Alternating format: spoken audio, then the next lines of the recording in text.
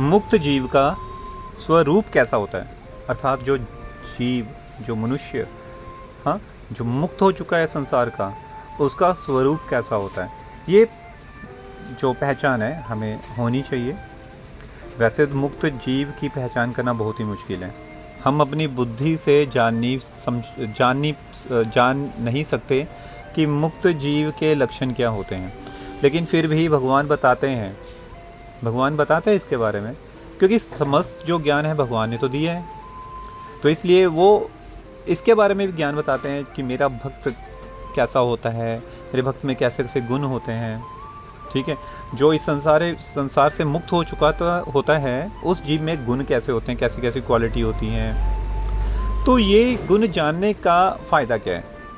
क्या ये गुण जान के, ये ज्ञान पैदा करके, प्रकट करके, क्या लोगों को चेक करेंगे?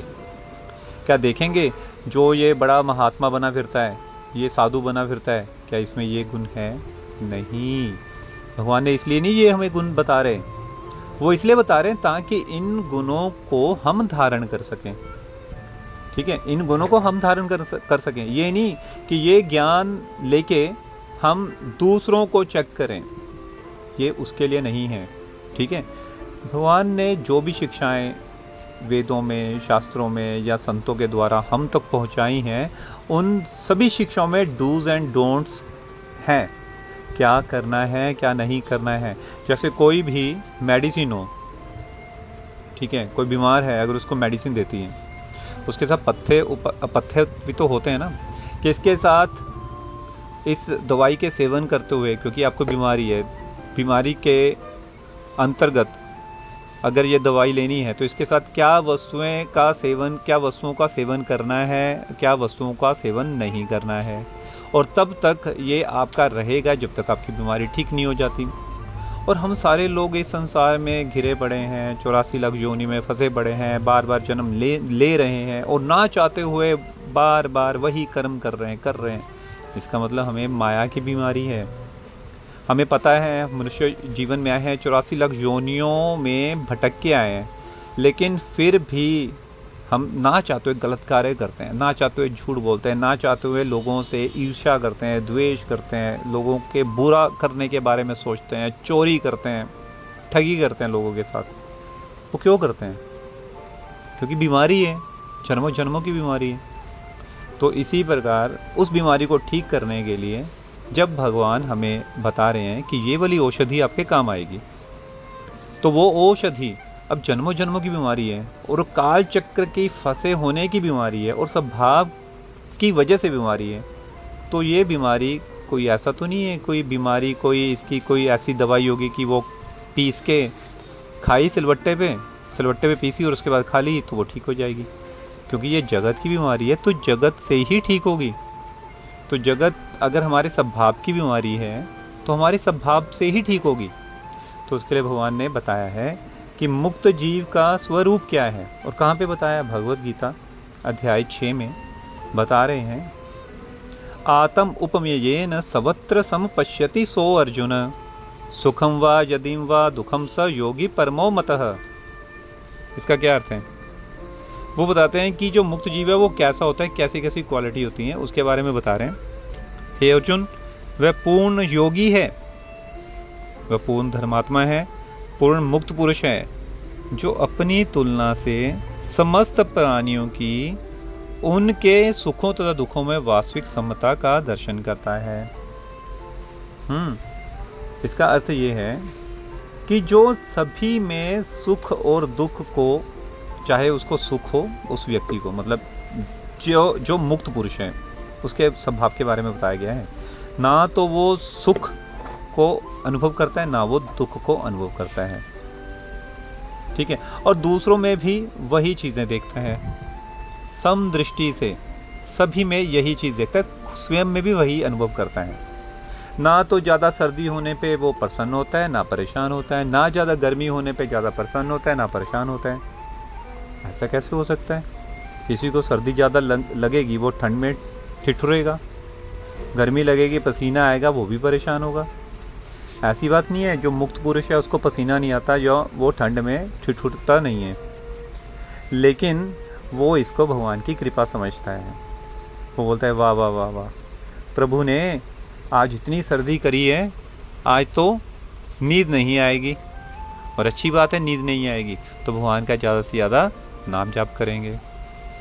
गर्मी है, वाह वाह वाह वाह, कितनी गर्मी है, पसीना आ रहा है, इसका मतलब मेरे अंदर का जो मैंने मल मूत्र खाया है अपने पेट की आपूर्ति के लिए, और भजन मैंने किया ही नहीं, वो मल मूत्र सारा पसीने से बाहर भगवान मेरा निकाल रहे हैं, मेरे पे कितनी कृपा कर रहे हैं।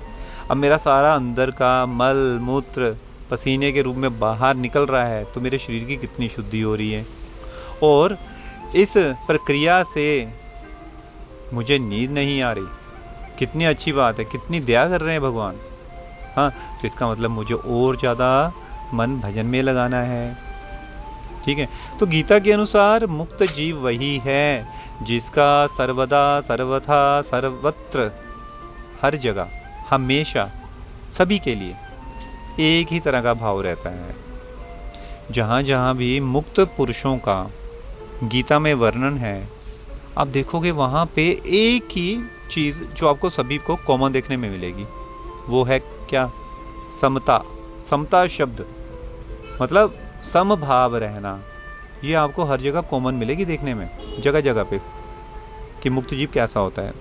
वैसा नहीं कि जो एक टांग पे खड़े होकर तपस्या करके आए, नहीं नहीं नहीं, अरे एक टांग पे खड़ा होकर तपस्या कर भी लेगा, लेकिन उसका भाव क्या है? भाव सर्वोपरि, भाव ही प्रधान है। उसका भाव क्या है? क्या एक टांग पे खड़ा होने के बाद, हवन यज्ञ करने के बाद, 2-2 महीने व्रत रखने के बाद उसके भाव में क्या बदलाव आया है? क्या वो सभी को समदृष्टि से देख रहा है? क्या वो सभी में भगवान के दर्शन कर पा रहा है? अब गीता के अनुसार जिसमें समता है, समभाव है, वही स्थित प्रज्ञ अर्थात वही भगवान की भक्ति में स्थित हो चुका है, वही ज्ञानी अर्थात उसी को ज्ञान है। कि हाँ, ज्ञान क्या है? कौन सा ज्ञान? MA BEd MSc, हाँ, या PhD, ये वाले ज्ञान नहीं। ज्ञान कौन सा? कि वो उसको ये पूर्ण ज्ञान हो चुका है कि कण कण में भगवान है। गुणातीत, गुणातीत का अर्थ क्या है? वो गुणों का भंडार हो चुका है। सबसे पहला गुण क्या है? पहला गुण ये है कि मैं भगवान का हूँ, भगवान मेरे हैं। ये इच्छा आते ही जब ये ज्ञान हो जाता है तो समस्त गुणों से जो भक्त होता है आच्छादित हो जाता है, भर जाता है। ठीक है, ऐसे जो पुरुष होते हैं उनको मुक्त जीव कहा जाता है। ऐसे मुक्त जीव में किसी से ना तो प्रेम होता है, ना ही किसी से द्वेष होता है। क्योंकि प्रेम होना भी ये भी विकार है और द्वेष होना भी विकार है। भाई प्रेम होना क्यों विकार है? सारे संसार से प्रेम होना अच्छी बात ही है ना? कि किसी में, हम सभी में भगवान का दर्शन कर रहे हैं और उससे हमारे में प्रेम प्रकट होता है। वाह वाह वाह, ये सामने देखो, ये पुरुष है, ये भी भगवान है, प्रेम पैदा हो गया, ये भी भगवान है, ये भी प्रेम पैदा हो गया। लेकिन ये प्रेम एक होता है दृष्टिपूर्ण प्रेम कि ये भगवान है, लेकिन उसके लिए आसक्त होना, उस जीव के लिए, भगवान को छोड़ के उस जीव के लिए आसक्त होना, वो माइक प्रेम कहलाता है। तो वो माइक प्रेम माया के बंधन में फंसा देगा। इसलिए जो मुक्त जीव होते हैं उनको पता है कि एक आइडेंटिटी कौन है, जो एक ही है, एक ही जो भगवान है, वो आइडेंटिटी कौन है? वही मेरे प्रिय प्रियतम, और बाकी इनमें भी भगवान का अंश है, प्रणाम, इनमें भी भगवान का अंश है, प्रणाम, हर किसी में भगवान का अंश है। इसलिए मुझे इनसे ईर्ष्या नहीं करनी, राग नहीं दिखाना। क्यों ईर्ष्या क्यों नहीं करनी? उसने मेरे को, सामने वाले ने थप्पड़ मारा, मेरे को सामने वाले ने गाली दी, हाँ, मेरी बुराई करी, तो वो मुक्त पुरुष ऐसा नहीं सोचता। वो क्या सोचता है? कण कण में भगवान है, तो मेरे हृदय में जो भगवान है वो जो सामने वाले मनुष्य के हृदय में भगवान है, वो तो दोनों सेम है, एक ही है। भगवान ने, एक ही भगवान ने तो अपना विस्तार किया है, अलग अलग थोड़ा ना है। तो अगर वो कुछ अभद्र भाषा का प्रयोग कर रहा है मेरे प्रति, मतलब गाली दे रहा है, तो इसका मतलब उसको प्रेरणा कौन दे रहा है? उसके हृदय में बैठे भगवान ही तो प्रेरणा दे रहे हैं। और ये वही भगवान है ना जो मेरे हृदय में है, और ये वही भगवान मेरे हृदय वाले वही हैं जिनको मैं प्रेम करता हूँ। इसका मतलब वो जो सामने वाला मेरे लिए अभद्र भाषा का प्रयोग कर रहा है, तो उनको प्रेरणा वही भगवान दे रहे हैं जिनसे मैं प्रेम करता हूँ, है ना। तो वो जानबूझ के दे रहे हैं ताकि मेरी परीक्षा हो सके, क्या मैं उनमें समभाव को देख रहा हूँ कि नहीं देख रहा हूँ। तो ऐसे जीव मुक्त होते हैं। आपने सुना होगा महात्मा गांधी बोलते थे, अहिंसा के पुजारी, कि भाई अगर कोई एक गाल पे थप्पड़ मारे तो उसको कृपा समझो भगवान की और अपनी दूसरी गाल आगे बढ़ा दो। और कई लोग इसी आचरण को बोलते हैं ये तो बंदा डरपोक है, ये लड़ना नहीं चाहता है, डरता है। ऐसा नहीं है। जो मुक्त पुरुष होते हैं, जो भगवान को सर्वत्र देखते हैं, उनमें यह गुण होता है जो माइक दृष्टि से हमें गुण लगता है कमजोरी का, हमें लगता है ये डरपोक है। नहीं, ऐसा नहीं है। आप अगर महात्मा गांधी जी की जीवनी देखो, आप बोलोगे महात्मा गांधी, क्योंकि आजकल महात्मा गांधी जी का श्रद्धा कम हो चुकी है पॉलिटिकल विवाद होने की वजह से। लेकिन हम सभी जो भगवान का नाम कर रहे हैं या सभी कर रहे हैं, वो किस लिए कर रहे हैं? ताकि मृत्यु के समय हमारे मुख से भगवान का नाम निकल सके। सारा जीवन इसलिए प्रयास किया जाता है। व्यास देव जी, यहाँ तक कि नारद जी ने भी यही बोला है, हम सारा जीवन जो भक्ति के अंगों का पालन करते हैं वो किस लिए करते हैं? वो इसलिए करते हैं ताकि मृत्यु के समय हमारे मुख से भगवान का नाम निकल सके। मृत्यु के समय हमारी जो आसक्ति है घर परिवार इस समाज में धन दौलत में ना हो, हमारी आसक्ति हो भगवान में। लेकिन वो आसक्ति भगवान में तभी होगी अगर हम अभी से नाम और भगवान के ऊपर आश्रित होना शुरू करेंगे, उसी अनुभव के अनुसार पे, उसी प्रैक्टिस के कारण। तो ये हमारी स्थिति आएगी मरते के समय। अब देखो महात्मा गांधी को जब अंतिम समय में थे, जब उनको गोली लगी, तो मृत्यु के समय उनके मुख से यही चीज़ निकली, हे राम। और ये उस समय जो उपस्थित जितने भी साधु संत महात्मा थे, सभी ने स्वीकार किया कि उनको भगवान के धाम में मुक्ति मिली है। क्योंकि मृत्यु के समय भगवान का नाम निकलना ये अपने आप में बहुत बड़ी बात है। और ये एक ऐसा लक्षण है जिस लक्षण से पता चलता है कि इसकी मुक्ति हुई है। तो इसलिए आप भिन्न भिन्न साधु संतों की कथाओं में उनका आप नाम पाओगे। आजकल थोड़ा सा कम हो गया है पॉलिटिकल इशू की वजह से, आजकल थोड़ा सा नहीं करते हैं, नाम उनका नहीं लेते हैं, इसलिए कि ताकि कुछ खास समुदाय के पॉलिटिकल जो लोग हैं वो कहीं नाराज़ ना हो जाएं। लेकिन ये सर्वथा सही है। और वहाँ पे मुक्त साधु की जो बातें बताई गई हैं वो यही कारण है। मुक्त साधु की बातें जो हैं वो उसमें समभाव रहता है और वो हर किसी में भगवान का ही रूप देखते हैं। ठीक है, तो ये है अच्छी बात। कहीं से भी मिले तो हमें धारण करनी चाहिए। तो हमें किसी भी तरह का कोई मेरा किसी महात्मा गांधी के साथ खास संबंध नहीं है। मैंने भी उनकी जीवनी पढ़ी है और उनकी जीवनी से ये मुझे प्रेरणा मिलती है कि एक साधु का, एक महात्मा का आचरण कैसा होना चाहिए। इसी के साथ वाल्मीकि जी का जो आचरण मिलता है उससे भी प्रेरणा मिलती है, कबीर जी के जीवन से भी प्रेरणा मिलती है, नामदास जी के जीवन से भी प्रेरणा मिलती है। बहुत सारे हमारे साधु समुदाय के संत हुए हैं, उनसे प्रेरणा मिलती है। इनकी जीवनियाँ हमें प्रेरणा प्रदान करती हैं। और इसी प्रकार भगवान जो भगवत गीता में बोल रहे हैं वो ये गुण बता रहे हैं, एक मुक्त साधु के गुण क्या होते हैं, और वही गुण हमें धारण करने चाहिए। और वो गुण कैसे धारण होंगे, कैसे होंगे? एक तो नाम जाप से निरंतर। नाम जाप आपके हृदय में इतना प्रेम पैदा कर देगा और आपको दिव्य ज्ञान प्रकट करेगा, जिससे आप धीरे धीरे नाम के प्रभाव की वजह से सभी में सर्वत्र भगवान के दर्शन करना शुरू कर दोगे। तब फिर वही कंडीशन आती है कि आप जब सभी में भगवान के दर्शन करते हो, फिर उनमें जब राग द्वेष नहीं रहता, फिर उनके द्वारा किया गया प्रतिरोध या आचरण या अभद्रता फिर आप उसको ग्रहण नहीं करते। जैसे कि हरिदास ठाकुर के ऊपर 100 कोड़े बरसाए गए अलग अलग बाज़ारों में, लेकिन उन्होंने क्रोध नहीं किया। जो कोड़े बरसाने वाले जो जल्लाद थे वो हरिदास ठाकुर क्या बोल रहे थे कि हे भगवान, इनको क्षमा करना, इन पे कृपा करना, ये दोष नहीं कर रहे, इन पे कृपा करना। जबकि वो कष्ट दे रहे थे हरिदास ठाकुर को। लेकिन हरिदास ठाकुर निरंतर आशीर्वाद दे रहे थे उनको। उसका क्या कारण?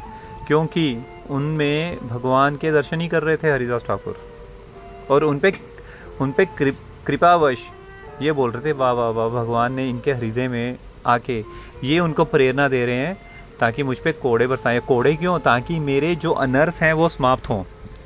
वो कोड़ों को कृपा के रूप में ले रहे थे। इसका मतलब क्या वो दुर्बल थे? क्या उनमें बल नहीं था? अरे वो अगर एक बार भगवान को आर्त भाव से पुकार के कहते भगवान आप इनको नष्ट कर दो, मुझे बचाओ, तो क्या भगवान प्रकट होकर बचाने नहीं आते? एक क्षण भी नहीं लगता। जब जगाई और मधाई ने सनातन गोस्वामी और हरिदास ठाकुर को है ना पकड़ लिया और उन पर पत्थर मारा, तो जैसे ही हरिदास ठाकुर के खून निकला तो महाप्रभु तभी के तभी सब छोड़ के प्रकट हो गए थे और उन्होंने अपना सुदर्शन चक्र प्रकट कर लिया जगाई और मधाई को मारने के लिए। तब हरिदास ठाकुर ने उनके चरणों में गिरते हुए बोला नहीं प्रभु, ये तो आपके आप में तो ये भाव लोग ये बोलेंगे कि भगवान तो अलग बात, मतलब क्या बोलते हैं उसको कि भगवान तो भेदभाव करते हैं कि भक्तों के साथ ये आचरण और अभक्तों के साथ ऐसा आचरण। आपकी दृष्टि में तो भक्त और अभक्त दोनों समान है, आप तो दोनों पे करुणा करते हो। हाँ, तो आप मेरे ऊपर इन्होंने पत्थर मारा तो आप मेरे कारण आप इनकी हत्या क्यों कर रहे हो? हाँ, आप तो करुणा वात्सल्य हो, तो आप इन पे भी करुणा करो जो आपका स्वभाव है। आपका स्वभाव तो ये है कि आप इन पे करुणा करोगे। जैसे मिश्री होती है, मिश्री को कहीं से भी मुंह में रख के चूस लो, उसमें मिठासी आएगी, है ना। मिश्री को मन है या मन ना है, अगर आप चूसोगे, चाहे क्रोध से भी चूसोगे, तो मिश्री का स्वभाव थोड़ा ना बदल जाएगा मिठास देने का। तो उन्होंने बोला भगवान आप इन पे क्रोध नहीं कर सकते, आपका तो भाव ही करुणामय है। तब भगवान ने जगाई और मदाई पे भी करुणा करी। लेकिन यहाँ पे बात ये है कि समदर्शी जो मुक्त जीव, उनका स्वभाव कैसा होता है, तो यहाँ से ये हमें उदाहरण मिलती है। तो ये आचरण हम में कैसे आएगा? मैं तो बहुत प्रयास करता हूँ लेकिन फिर भी कहीं ना कहीं क्रोध आ जाता है। तो भगवान यहाँ पे बताते हैं सर्वधर्मान परित्यज्य मामेकम शरणं व्रज। भाई तुम मेरे शरण में आ, मेरी नाम का शरण ले ले, मेरे नाम को अपना ले। बस नाम जाप से ही समस्त अनर्थ हैं स्वयं दूर हो जाएंगे। नाम जाप से ही तुम्हारा स्वभाव सही हो जाएगा। नाम जाप से ही तुम कर्म बंधन के जंजाल से छूट जाओगे। करो करो करो, करके ही होगा, करना ही पड़ेगा, अन्य कोई साधन नहीं है। सिर पे पड़ी हुई है, करना ही पड़ेगा। आने वाला समय कुछ ज़्यादा अच्छा नहीं है। आज हम जिस स्थिति में हैं उसकी कोई गारंटी नहीं, आने वाले समय में उसी स्थिति में रहेंगे। काल तो सिर पे मंडरा रहा है, बिल्कुल हवा में उड़ रहा है हमारे सिर के ऊपर और हमें दिख नहीं रहा। और हम सोच रहे हैं कि मैं अगर ये कर लूँ तो मैं ऐसे सुखी हो जाऊँगा, ये कर लूँ ऐसे सुखी हो जाऊँगा। लेकिन वो तो दबोचने के लिए तैयार खड़ा है, कभी दबोच ले हमें नहीं पता। इसलिए भगवान के नाम में आंखें बंद करके श्रद्धा हमारी होनी चाहिए और फटाफट भगवान के नाम को अपना लेना चाहिए। और उसी समय से ही, जिस समय से आपने भगवान के नाम को अपना लिया, उसी समय से ही ये जो कलयुग हमारे सिर पे मंडरा रहा है, यमदूत जो हमारे सिर पे उड़ रहे हैं हमारी प्राणों को खींचने के लिए, उसी समय ये अप्रकट हो जाते हैं। अच्छा, ऐसा होता है? बिल्कुल होता है। तो ठीक है, मैं नाम ले लेता हूँ, हरे कृष्ण कृष्ण कृष्ण हरे हरे, हरे राम राम राम हरे हरे। लो जी, मैंने नाम ले लिया। अब वो गायब हो गए ना, है ना। अब तो मेरे में अनर्थ नहीं रहे। आपने बताया कि शास्त्रों में लिखा है कि साधु संतों ने बताया है कि एक बार नाम उच्चारण से सारे अनर्थ दूर हो जाते हैं। लो जी, मैंने अनर्थ दूर कर लिए। सही बात है, एक बार नाम उच्चारण से सारे अनर्थ दूर हो जाते हैं। लेकिन पहला, उन पे विश्वास। लो जी, मुझे तो विश्वास है कि अनर्थ पक्का दूर हो गए होंगे। दूसरा, जो बार बार अपराध करने की हमारी प्रवृत्ति है, वो अगर समाप्त नहीं होगी तो हम नए नए फिर दोबारा अपराध बनाते हैं और नए नए अपराधों के फल के स्वरूप नए नए कर्म बंधन में दोबारा फंसते रहते हैं। इसलिए जो राम नाम भी लेते हैं, लेकिन कभी कभार वो फल तो देता है, लेकिन साथ में जो हमारी अपराध करने की प्रवृत्ति है, कहने का मतलब ऐसा है कि जैसे एक हाथी नहा के निकला तालाब में से, नहा के निकला, पूरा 2 घंटे रहा अपने शाखाओं के साथ, बाकी हाथियों के झुंड के साथ पूरा नहाया, मौज मस्ती की, लेकिन जैसे ही बाहर निकला तो तालाब के किनारे जो मिट्टी थी उसमें फिर दोबारा लोटपोट होना शुरू हो गया और सूंड से वही मिट्टी उठा उठा के अपने ऊपर फेंकनी शुरू कर दी। तो हमारा स्वभाव वही है, मुक्त तो हो जाते हैं, बार बार भगवान का नाम लेते हैं, लेकिन फिर दोबारा अपराध कर रहे हैं, देश द्वेष कर रहे हैं, ईर्ष्या कर रहे हैं, ठगी कर रहे हैं, चोरी कर रहे हैं, बेईमानी कर रहे हैं, अधिकार की भावना से अपराध कर रहे हैं अलग अलग। अहंकार इतना है कि हम फिर उन अपराधों को क्या करते हैं, उन अपराधों को मानते भी नहीं है और यही सोचते हैं कि शायद ये भगवान की इच्छा ही है। तो ये जब तक भावना वो खत्म नहीं होगी तब तक कुछ भी नहीं होगा। और भावना को खत्म करने का क्या है साधन, क्या है? एक ही साधन है, बड़ा आसान है, निरंतर तेल धारावत भगवान का नाम लेना। तेल धारावत का क्या अर्थ है? जैसे हम तेल को डालते हैं किसी अन्य पात्र में तो वो एक धारा बन के दूसरे पात्र में गिरता है ना, बिना टूटे नहीं गिरता, धारा बन के गिरता है। जैसे ही अब अगर आप मिश्री की चाशनी को अब दूसरे बर्तन में डालोगे, वो भी बीच बीच में टूटेगी दूसरे बर्तन में जाते हुए, लेकिन जो तेल होता है वो एक धारा में, एक लय में गिरता है। तो इसी प्रकार तेल धारावत भगवान के नाम का निरंतर जाप करना। मेरा कोई साधन है ही नहीं, मेरा कोई भला कर ही नहीं सकता, ना माता, ना पिता, ना भाई, ना बंधु, ना ये धन, ना दौलत, ना मेरी स्थिति कि मैं अमीर हूँ, मैं मुख्यमंत्री हूँ, मेरे पास ये गद्दी है, मैं इस फैक्ट्री का मालिक हूँ, या मैं बहुत बड़ा ओहदा है मेरे पास। ये भी परिस्थिति आपको मृत्यु के काल से बचाने वाली नहीं है। ये भी स्थिति आपको बीमारी से बचाने वाली नहीं है। जो आएगी वो तो लगेगी। एक ही वस्तु बचा सकती है, नाम, भगवान का नाम, वो भी निरंतर, उठते बैठते चलते फिरते। ठीक है, अकेले हो तो इतना ऊंचा बोलो कानों को सुने, दुकेले हो, दुकेले का मतलब कोई साथ में है, सभा में हो, तो मन में आपका चलते रहना चाहिए। तो हर परिस्थिति में कर सकते हो, सफर करते भी, बैठे भी, किसी मीटिंग में बैठे भी, तब भी नाम मुंह में चलना चाहिए। बस यही साधन है, अन्य कोई साधन नहीं।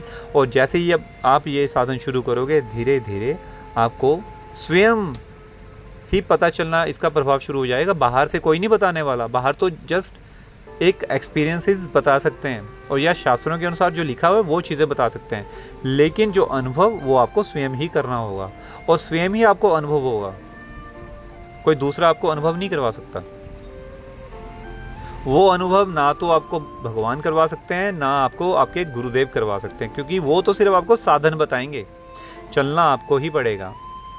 जो चलता है वही पाता है, जो करेगा वही पाएगा। ठीक है, तो इसलिए यहाँ पे भगवान ने मुक्त जीव की परिभाषा बताई है, लेकिन ये तो परिभाषा का एक अंग है। तो धीरे धीरे हम इसके जो श्लोक हैं तो वो हम सभी श्लोक की अनुसार हम करेंगे। तो आज हमने ये भगवद गीता का 6 अध्याय का 32वां श्लोक करा है। आत्मो उपयेन सर्वत्र समपश्यति यो अर्जुनः सुखम वा यदि वा दुखम स योगी परमो मतः। जय जय श्री राधे।